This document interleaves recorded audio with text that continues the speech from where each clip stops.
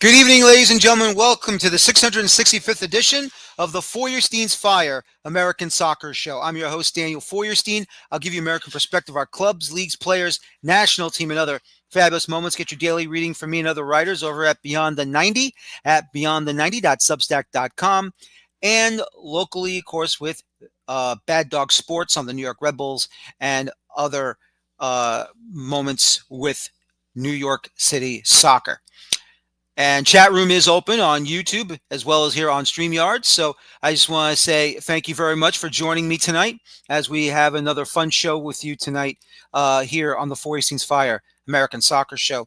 And now, as the situation that, of course, popped up a couple of days ago, around last week, this is the last season for Steve Cherundolo as the head coach of Los Angeles FC. Now, I don't know why he's leaving the club at the end of this MLS season. I don't understand why he would like to leave Los Angeles.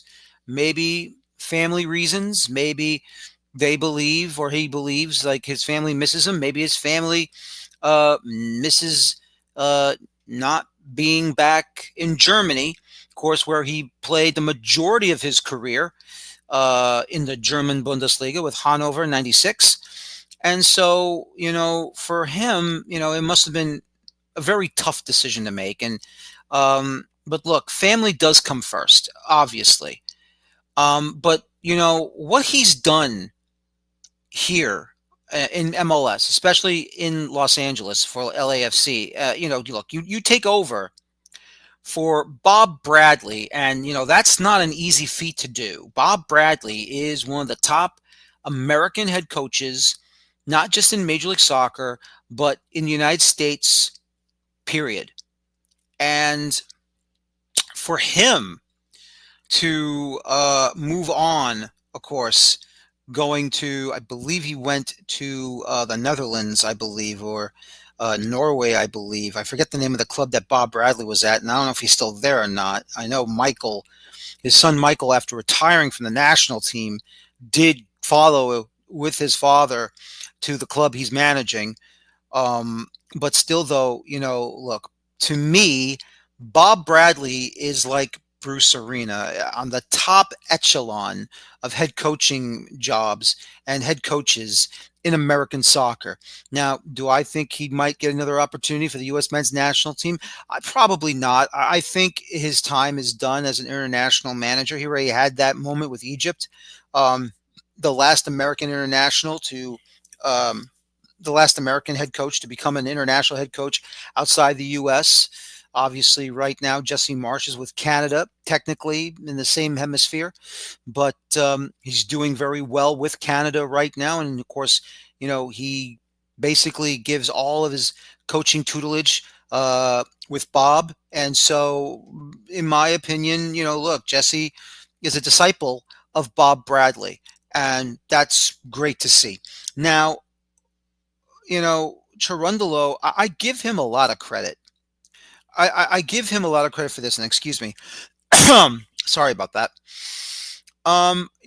Steve Cherundolo taking over a talented LAFC side, and they just seamless transition from Bob Bradley to Steve Cherundolo when he took over for Bob Bradley over at LAFC after his time in USL with the Las Vegas Lights.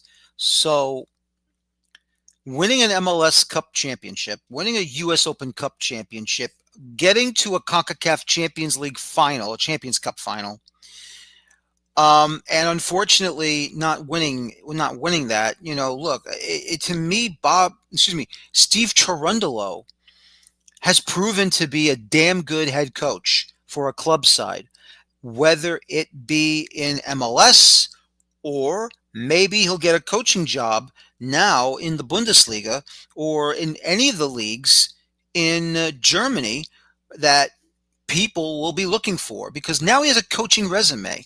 Now Steve Cherundolo has won championships. Like I've said already, he won the MLS Cup, he won the Open Cup, I'm not gonna count the that Campeones Cup. That's just another. Um, let's just put it this way: pat on your back MLS trophy.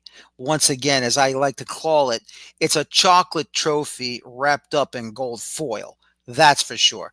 The winner of the MLS Cup versus the winner of whoever's the top Liga MX champion. And let me just do this real quick. I forgot to do this, folks, and I want to make sure you see my bright side. Nudge, nudge, wink, wink. Ding! See, I want to make sure that I have all my spotlights on. So anyway, as I was saying, this is a situation where you just have to say that for Cherundolo. Look, I wish him the best of luck going back to Germany with his family. Obviously, I guess Los Angeles was not their cup of tea. Los Angeles FC is not what they thought it was, or being in the United States, maybe they just were homesick and they just wanted to go back to Germany and be in a better place, I guess, being at home. And, obviously that happened to Wayne Rooney and his family. Wayne loved being at DC United, but unfortunately his wife did not like being in the US. She missed her friends in England, and Wayne, unfortunately, after 2.5 seasons, called it quits. And so they went back to England. And obviously, he has not done well as a manager over there. And of course, when he came back to manage DC United, hasn't done that good over here either. And I don't know if Wayne Rooney will ever be a manager in MLS or in English football or even in world football. But, look, he gave it his best shot. He gave it an opportunity, and unfortunately just did not work. So what you can really say is, for some of these former players, look, either you got it or you don't.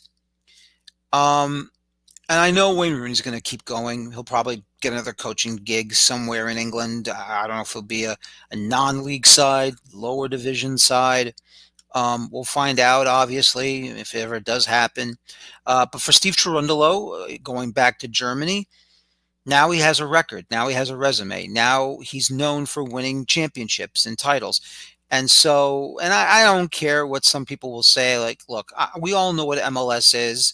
We all know the level they're at. Can it improve? Absolutely. It should improve. Yeah, with 100% it should. And if it ever does happen, then so be it. But, all I can say is this has been, I think it's been a great ride to see Steve Cherundolo coming in and just showing his worth to what he can do in this league. He's showing his worth of how to be a strong head coach. And it doesn't matter what league it's in. He could have done this for a club in USL Championship. He could have done this for a club in USL League One, in Nissa, if he wanted to be an MLS Next Pro and be a teacher instead of a hard-nosed coach. But still, though, he could have done this NPSL if he wanted to. Still, though, USL League Two if he wanted to. But no, look, he's been fine. He's been pretty good so far. And once again, for Steve Cherundolo, like I said, look, he's got to do right by his family. And I completely understand. I completely understand what he's thinking, how he's thinking, and it's a shame. It's a shame for everyone, of course, not just the supporters of LAFC, but, management, ownership, the roster, and even probably some of the young players on the LAFC2 team. They were hoping to play under Steve Cherundolo when they got that senior team contract. And look, MLS is going to be losing a top manager as well. That's no doubt about it. Steve Cherundolo, but still, though, the good thing about Cherundolo is not only can he speak the language in Germany, he can speak German, but, he can, put himself in a great position. Now, he could become a manager in the Bundesliga or in the second Bundesliga, maybe even the third Bundesliga, and all the levels of German soccer in German football that is available to him. But, if Hanover 96 ever wants to, make a move and say, we'd like to bring you back to become our assistant coach or to be the guy, if they feel their current manager is not what they are hoping he would be, then you know what? Then Steve Schrundel can take over and he could probably put put that club that he played for back on the map. I mean, I haven't not looked at the Bundesliga table, so I don't know where Hannover 96 is currently.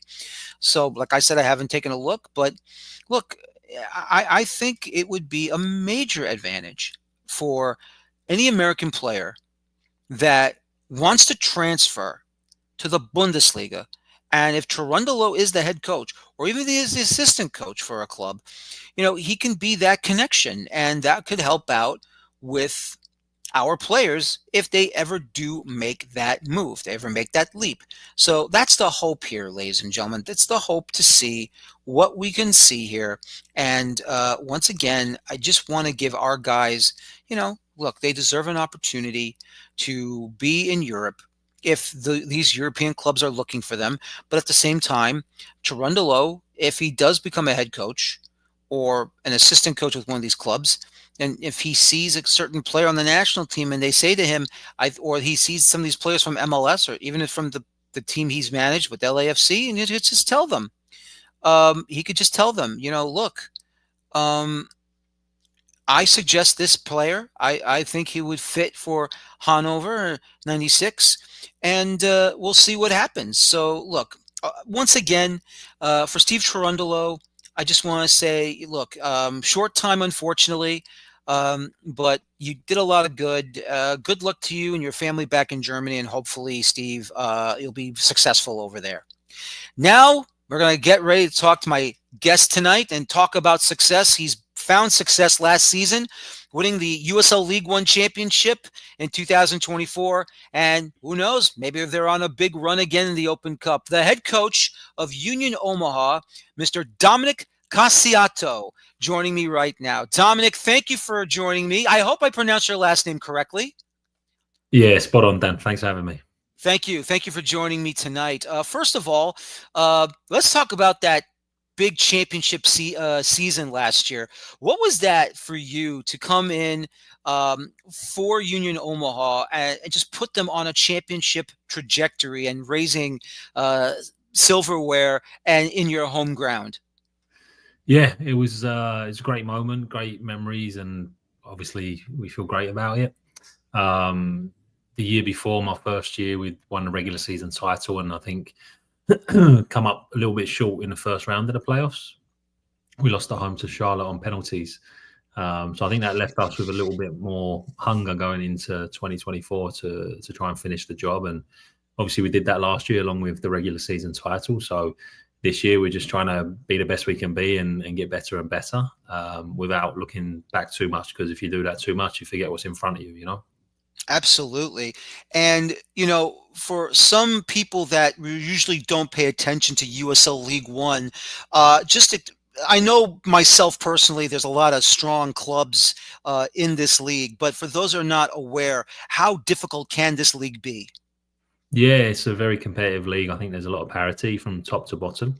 You have new teams coming in every year. I think this year there's 5 new teams, and those new teams normally come in with, considerable resources that make it, more challenging to compete and stay at the top.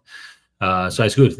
Every year is a new test for us, and we've obviously got to make sure that we're up to the challenge of trying to get back on top, regardless of what the opposition are doing. I think there's really good players in the league. I think there's good teams in the league. I think there's good coaches in the league. And I think you're going to see the league continue to grow and become more recognised throughout the country and internationally as well. No, absolutely. And of course, one of those new clubs this year is Westchester SC, coming from Westchester County in New York State. Of course, that's the first suburb north of New York City. I don't know if you've played them yet, but from afar, what have you seen from them that it's kind of intriguing for you? Yeah, I spent a lot of years in New York, so I know New York well. I know Westchester County well. My wife lived there for many years.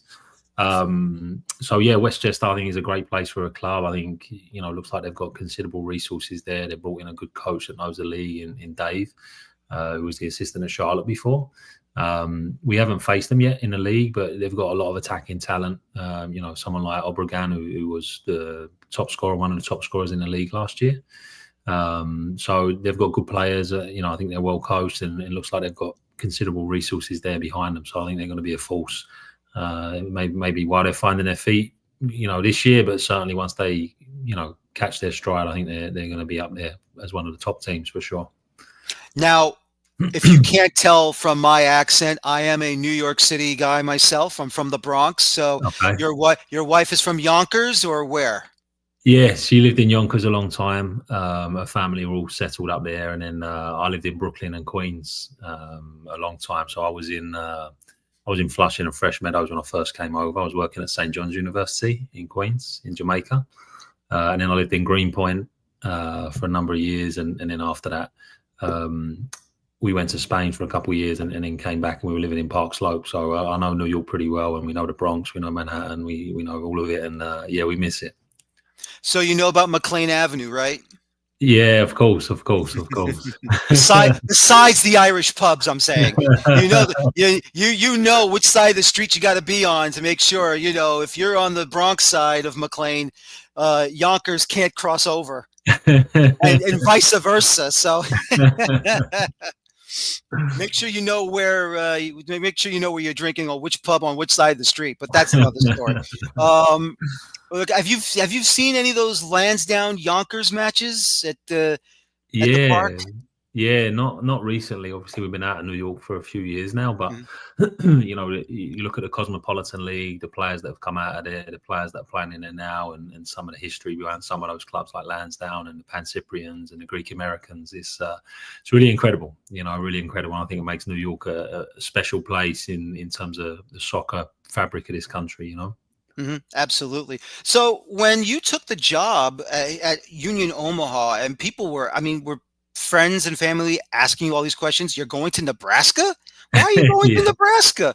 And you're telling for a football job, you're going to be the manager of a football club. And they're like, really? Yeah, there was definitely some of that. I think for me, I'd not been to Omaha before, but I knew there was some good soccer things going on in the city, right? You obviously got Creighton, you got UNO, you got Iowa Western just across the river.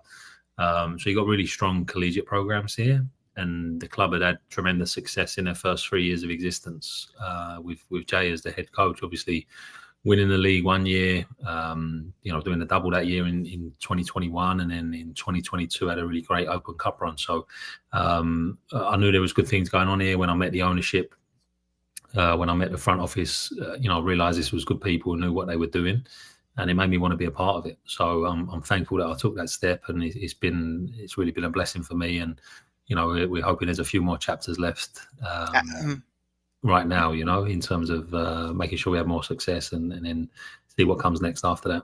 No, absolutely. And, I'm very happy with what's going on in Omaha, Nebraska myself, though, what the club has done.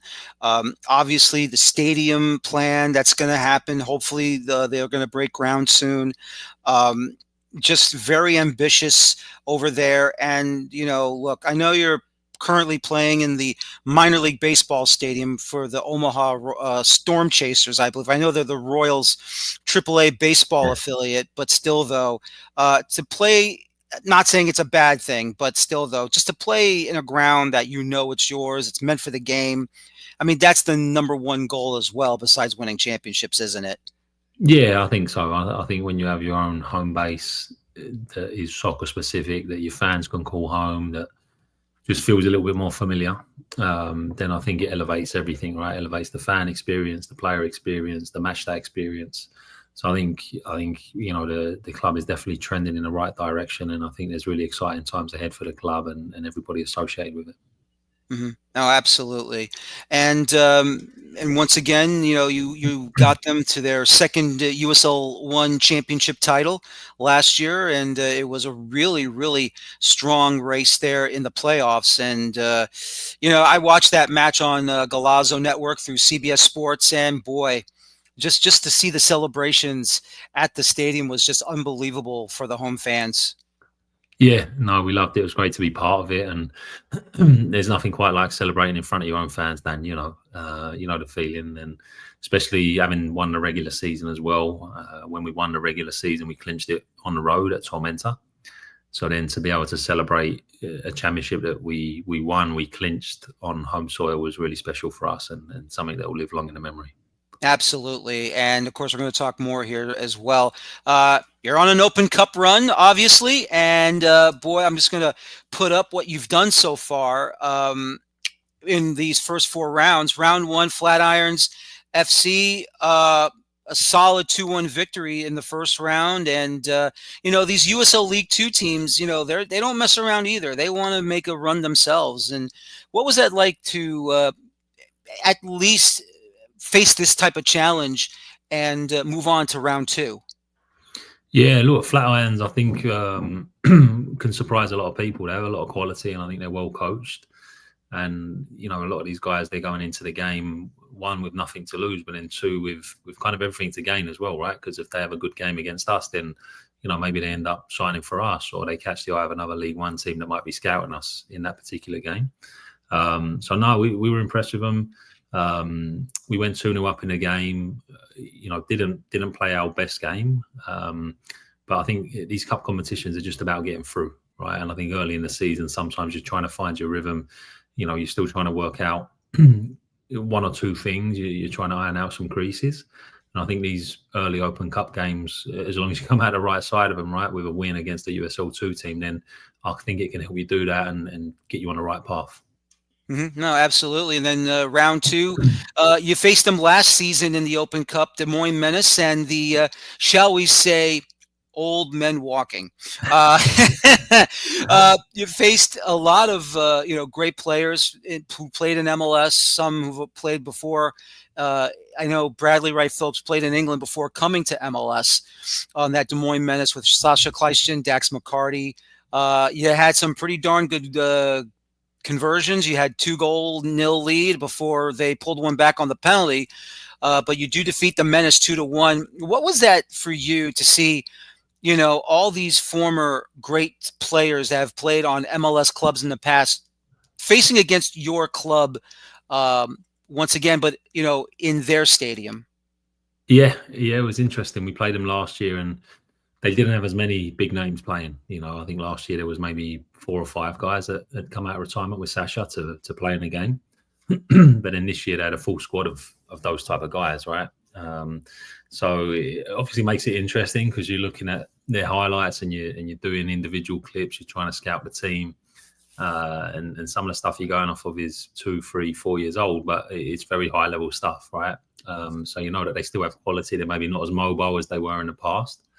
But, if you give them time and space, that they've got the quality to hurt you, right? And, we unfortunately went down to 10 men early in the second half. And I think when that happened, obviously, these guys did get a little bit more time and space and maybe, I don't want to say caused us more problems than we wanted. But, then they could show a little bit of their quality, right? And I think you saw that with some of the guys who came off the bench from, even with guys like Benny Faulhaber, right, who came on. And you can still see that Benny could probably still do it at MLS level, never mind in the Open Cup, So good experience. We know a lot of those guys, and good to see them dusting off the boots. But obviously we're pleased to move on. And I think a little bit of a novelty factor. You don't want to be on the wrong side of a game like that, right? Because it can be a little bit embarrassing. So I think for us, it was a professional performance. Even though we went down to 10 men, it was job done. And now we move on to the next round and got a good game to look forward to at San Antonio. Yeah, exactly. And you held them off very well. Dion Akoff gets you your only goal, but I thought it was an excellent defensive performance from Union Omaha against San Antonio FC. You really thwarted them. You gave them so much problems out there, and you're able to defeat them 1-0 to move on to the 4th round. Yeah. I think a good game. You're looking at one of the top clubs in the championship every year, right? And I know maybe last year they dropped off a little bit. But I think if you look before that, the work that Alan had done there had been really superb. I think it was home playoff games every year for, I want to say, 3 or 4 years consecutively, right? Which is tough to do in the USL. So, there's a pedigree there. They have tremendous players. Obviously, Carlos Llamosa coming in this year as a new head coach. I know Carlos well. We'd worked together in the past, actually, back in New York. So I know how competitive Carlos is and how organised his teams are. So for us, it was a really good test. And I think without the ball, we were very good. I think we really limited them to very, very few chances. And I think with the ball, we really threatened them. I think 1-0 is maybe a little bit flattering to them. We had some big chances in the game and probably should have scored at least one more. Mm-hmm. And now you're going to take on St. Louis City SC over at Energizer Battery Stadium in downtown St. Louis on May 7th, 8 Eastern, 7 p.m. Central, and that'll be on Paramount Plus.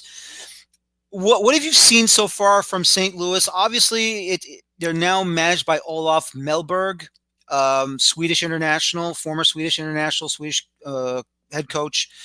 What have you known of him, Mellberg, and what are you expecting from his tactics against you back on, I shouldn't say back, but when upcoming May 7th over there? Yeah, it's going to be an interesting one. Obviously, whenever a new head coach comes in, I think there's always a transition period, right? And I think stylistically, there's maybe some differences there between what's gone on in the past. And obviously, John Hackworth, I think, came in and did a great job as the interim last year. But then before that, I think Bradley and Olaf's style were pretty contrasting. So I'm sure that obviously takes time for that to bed in, but they've got great players, right? It's a great stadium. I actually played there in my first year. I think it was the third or the fourth round at the time, and we lost 5-1. So for me, it's going to be a really good test to see how far we've come as a club and how far the players have come to close that gap and see if we can go there and get a result. Mm-hmm. No, very true. And, that has become a fortress in MLS, at least one of the top grounds in MLS to really give opposition sides a fit. But, if you have a great game plan, I'm not asking you to divulge it. I'm not asking you should, but, obviously, back then, I think it was 2023 or 2022, where Union Omaha surprised and shocked Minnesota United FC in that fourth round before falling to Sporting Kansas City in the Open Cup. But I mean, look, things can happen. And look, you've watched enough FA Cup matches to know crazy things happen in these cup competitions. Yeah, look, I think you just have to look at the club's short history, right, to see what they did in 22. You mentioned beating Minnesota. They also beat Chicago Fire in Chicago, right? That's pretty incredible, right, for a third division club to go away to two MLS clubs and come out on top. And obviously, my 3 years here now, we've played MLS teams the last 2 seasons. I think St. Louis the first year in their stadium, I think it was a sellout. The atmosphere was incredible, and I think our guys were maybe a little bit shocked by that. Now, going back to last year, we played Kansas City at home, and we went 1-0 up, and then conceded 2 kind of poor goals to end up losing the game. We lost the game in the 119th minute. But you can see there that we're obviously trying to close the gap, right? And our players are learning from these experiences. So now going to St. Louis, having a little bit more experience of competing against MLS teams in this competition, understanding what this competition brings, understanding what that stadium is going to look and feel like, I think is really important for our guys going there to be able to get a result. No, absolutely. And hopefully we'll get ourselves a great match on May 7th, and I can't wait for that one. Now to start on the current season at this point in time. Obviously, it's still early. You're not going to worry too much here, but unfortunately, currently in 12th place, 3 matches in, a win and 2 losses. And I just, maybe I'm reading it wrong. I want to make sure I get it correct here. Yep, I was right. We'll win and 2 losses, unfortunately. But like I said, it's early. There's nothing to panic right now. There's no sense to panic at this point in time. But what surprises have you seen with some of these new expansion sides like Naples? I mean, they've come out of the gate roaring, absolutely roaring. What is about Naples that that you didn't expect to see them come out of the gate the way they have? Yeah, I think with the expansion clubs, you don't really know what to expect, right? Because you never really know what's going on behind the scenes, whether they have all their ducks in a row before they get started. So I think it's great. It's great for the league to see these expansion clubs come in and hit the ground running. Obviously, Naples have had a really strong start, and I think they've got some really good players down there. So they've obviously set the pace early, but we've been in this race before, and we know what it takes. So we've only played 3 games. I think there's us and a couple other clubs that have played 3 or 4 games, and everyone else on 6 or 7. So we're confident in our group. We're confident in what we do here, that we can catch those teams at the top right now. And the way we do that is just focusing on what's right in front of us, Dan, and that's the next training session and the next game, without getting too far ahead of ourselves. So, yeah, great to see the expansion clubs come in and have a good start, but they have to sustain that, and they have to sustain it against clubs like ourselves, like Greenville, that have been in this race many, many times and know all of its bends and curves and everything else that comes with it. Now, if I can ask you this, obviously USL has made the decision not just to create a new first division league a few years down the road, but they do want to bring promotion and relegation to their leagues at Championship, League One, and of course the future USL Premier League. In your mind, is that a great thing to see this now, that coming down the road it can happen? I mean, do you believe it's about time here in the United States that we do have promotion relegation? Or do you feel that now that you've been in this country for a good while, maybe you want to hold back a little bit? I mean, what is your thoughts on this? No, I think it's necessary to evolve the game in this country, Dan. I think, maybe I'm being selfish here, but if promotion and relegation was in the last couple of years, we'd be in the first division ourselves, right? Because we won the regular season 2 years in a row. So for us, and I think for the game, right, like for fans, for everybody that's interested in the game, I think it's something to look forward to, right? Because then the best teams are going to be rewarded, and the teams that struggle, they're obviously going to pay the consequences, right? It's obviously not so good for those clubs, but I think if you look at the essence of all sport, that's what it's built on, right? You have success, you get rewarded, right? You don't do well, you kind of get punished, or there's consequences. And I think part of that has obviously been missing in the US soccer landscape for forever. So I think now that there's going to be real consequences for poor performance, and there's going to be, hopefully real rewards for great performance. I think you'll see the standards elevate across the country. I think the coaching will be better. I think the players coming into the league will be better.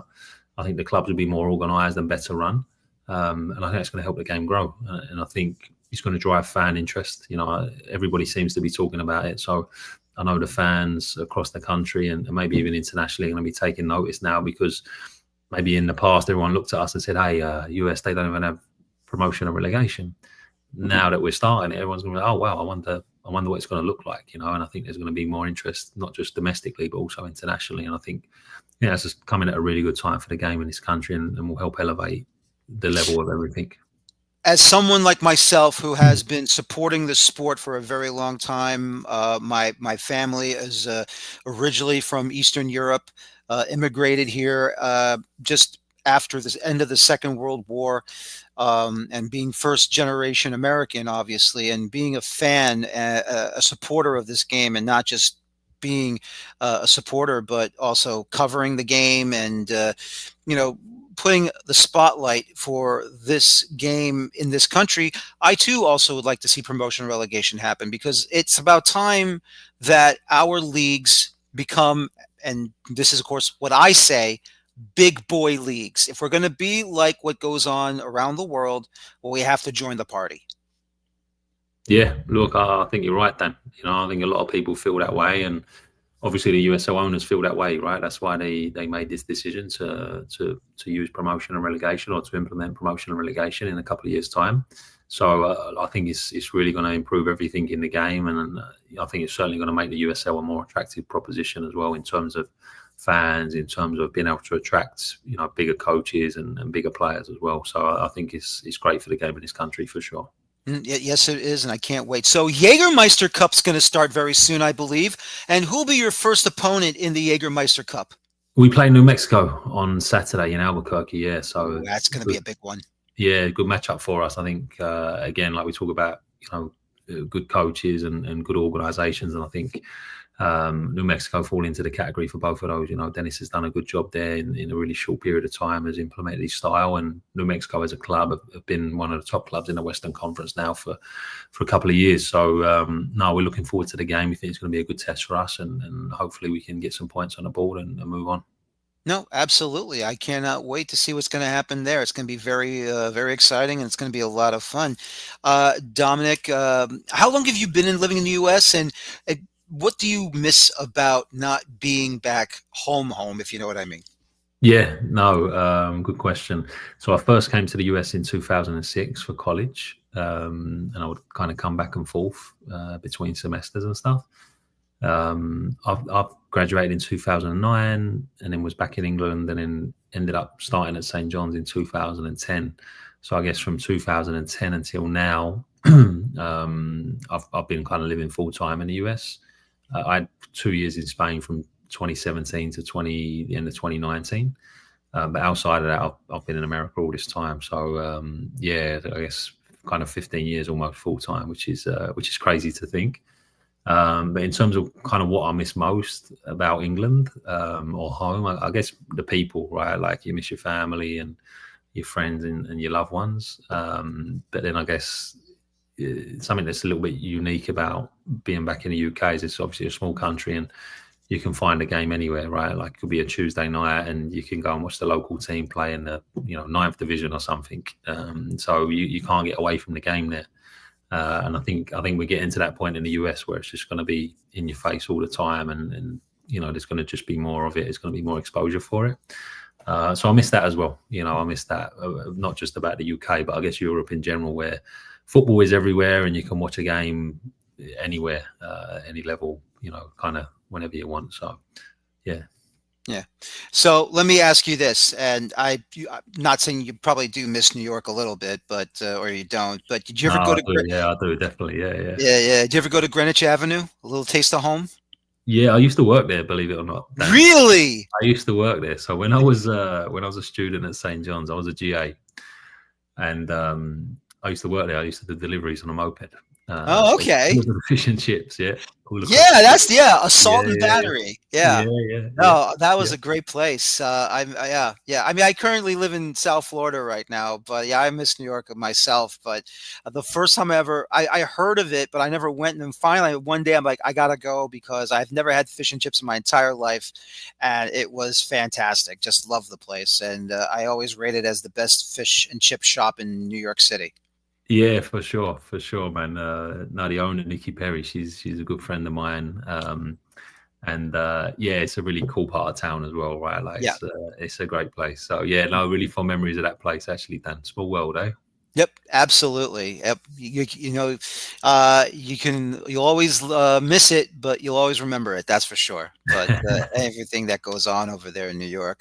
But other than that, like I said, it's still early days. USL League One season right now in 2025, and who should we be watching out for on the club right now for this season? And who do you feel we should watch if you're not a Union Omaha supporter?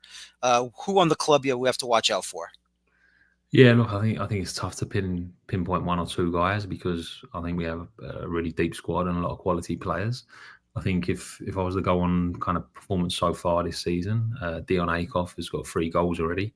Um, to me, Dion has been one of the best players in the league um, since he's been in the league. And I would put him in the category of the top right backs in the Championship as well, not just in USL League One. And I think Dion's somebody that maybe hasn't had the recognition, from the outside that he should have done because he's super talented and he's coming towards the end of his career now. He's into his 30s, but I think he's somebody that can consider himself pretty unfortunate to have never played for an MLS club. So I think Dion started the season really well. Our captain and goalkeeper Rashid Nuhu is a top performer. We also have a midfielder, Max Schneider, that we signed from Indy that joined us halfway through last season. That I think has a really high ceiling, can do great things. We have another guy who's kind of a unsung hero, Joe Gallardo, who again I think has been one of the top performers in League One for a number of years now, and maybe hasn't had the recognition he deserves from the outside. And I guess if I was to say one more, you have Aaron Gomez as well, who I worked with in El Paso, is now with me in Omaha, and he's one of the hardest working players you could ever wish to see. So, yeah, I guess I've given you a few players to watch out for there, Dan. Yep, absolutely. Listen, Dominic, I really appreciate your time. I'm very glad you came on the show tonight. Good luck with the rest of the 2025 USL League One season. Good luck against St. Louis in round 4 of the Open Cup. I know you're going to give them a real battle over there. And once again, thank you very much for joining me tonight. And anytime you would like to come back on, it's an open invitation. I hope you do. No, I appreciate it, Dan. Thanks a lot for having me. Thank you for coming on, and have a good night. You too, buddy. See ya. All right. Bye-bye now. And that's Dominic Casciato, the head coach of Union Omaha from USL League One, as we talk about his club and, of course, his ventures in New York City, obviously. And being a New York City guy myself, yes, I had to go there. I'm sorry, everybody, but, you just had to do what you got to do and make sure that, the guest feels comfortable and the guest is going to enjoy himself on the show. So great time here with him. And as we continue on here real quickly, your Feuerstein's Fire American Soccer Show. Coming up very soon, tomorrow night and this coming Thursday night, the CONCACAF Champions Cup semifinals, first leg matches, as it will be Inter Miami on the road against Vancouver Whitecaps. And then it will be Tigres versus Cruz Azul in the other first leg semifinals.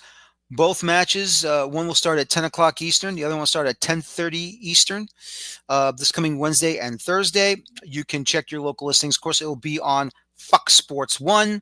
And if you would rather go with CONCACAF online through their YouTube page, you can do so, but it'll probably be on Fox Sports 1 in English and TUDN in Spanish. So that should be exciting. That should be a lot of fun. And then next week will be, again, the second leg of the semifinals of the 2025 CONCACAF Champions Cup. Now, next Monday and Tuesday, next week, will be a two-part show with the NPSL, the 2025 NPSL Soccer Show, returning in partnership with the Feuerstein's Fire American Soccer Show. So get ready for that one. And then you'll see a nice little change right up there, as the Feuerstein's Fire logo will be joined by the NPSL logo. And it should be exciting, and it should be a lot of fun. And I cannot wait. We got brand new expansion teams. They've already started playing. We're going to have them join me tonight, next Monday and Tuesday night, and I will have them be listed, and I'll let you know when the guests will be joining me that evening. So get ready for it. It should be exciting. It should be a lot of fun. Cannot wait. And then we'll keep on going with the Feuerstein's Fire American Soccer Show, and we'll get ready for, once again, round 4 of the 2025 Lamar Hunt U.S. Open Cup. It should be exciting. It should be a lot of fun. I cannot wait, and it's just going to be exciting. Very, very exciting. American soccer back. American Soccer Talk back here on the Feuerstein's Fire American Soccer Show. I am back, and welcome to the brand new home of the Feuerstein's Fire American Soccer Show, not just here on StreamYard, but as well on YouTube, Twitter, and on LinkedIn. And of course, tonight I put it on Twitter. Hopefully, we're going to make that move permanently after the NPSL soccer shows, because I had to set it up then. But once again, we're going to have some fun, and we're going to make sure we're going to enhance the show even better. So far, happy with what I've been able to do at this point in time. This is all brand new to me. Obviously, there are others that have done this for a long, long time, whether it be through soccer, football, NFL, NHL, NBA, Major League Baseball, regular sports talk. Everyone else has a head start over me, and I understand that. But I'm just glad to be in this space, and I'm very glad to be a part of this, to share with you, of course, with all of you, this American Soccer Show. And this is, once again, serious talk about the game in this country and what we need to do to hopefully evolve it even more, even better.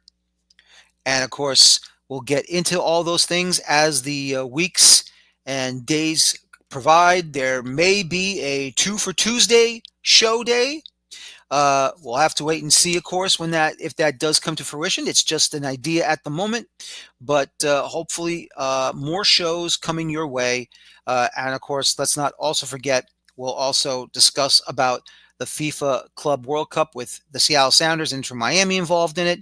And then, of course, post-match shows involving the CONCACAF Gold Cup, not just the U.S. men's national team, but for all 16 teams involved in the CONCACAF Gold Cup, 15 of them from CONCACAF, and of course the guest team, Saudi Arabia, from the Asian Football Confederation. Like I said, there's more ideas coming, more enhancements coming down the road, not right away just yet, as I am still getting used to this StreamYard, this whole live video streaming. But you know what? As long as there's comfort and there's belief, the shows will continue to go on. So I can't wait. It's going to be exciting. It's going to be a lot of fun. And I hope all of you will join me for the excitement and fun here on the Feuerstein's Fire American Soccer Show. But let me just say thank you to my guest tonight, head coach of Union Omaha, Dominic Casciato, as he joins me tonight. We're supposed to have him for the Open Cup review show last Friday. Unfortunately, he was not able to join me, which is quite all right. I was able to get him on right now. But more guests coming for you. Some of your favorite bloggers and writers and video podcasters from Major League Soccer, USL Championship, and USL League One, NPSL, and everywhere else up and down the leagues of American soccer. And don't forget as well, I write on Beyond the 90 along with Carter Krishnaier. And of course, I am currently locally Bad Dog Sports on the New York Red Bulls and other clubs as well involving New York soccer. So this is exciting. It should be a lot of fun. Welcome, all of you. I hope all of you are enjoying this. I'm enjoying it. I'm, like I said, glad to be back into the groove, and more will be done as we continue on here on the Feuerstein's Fire American Soccer Show. But once again, thank you very much for joining me tonight. Very excited being here with all of you. And join me next week. This will be the NPSL Soccer Show for next Monday and Tuesday. And then the following week, we'll go back to the regular Feuerstein's Fire American Soccer Show. But my name is Daniel Feuerstein. Thank you very much for watching me tonight. And as always, please, please, please enjoy your football. Thank you. Take care so long and have a good night. Bye-bye, everybody.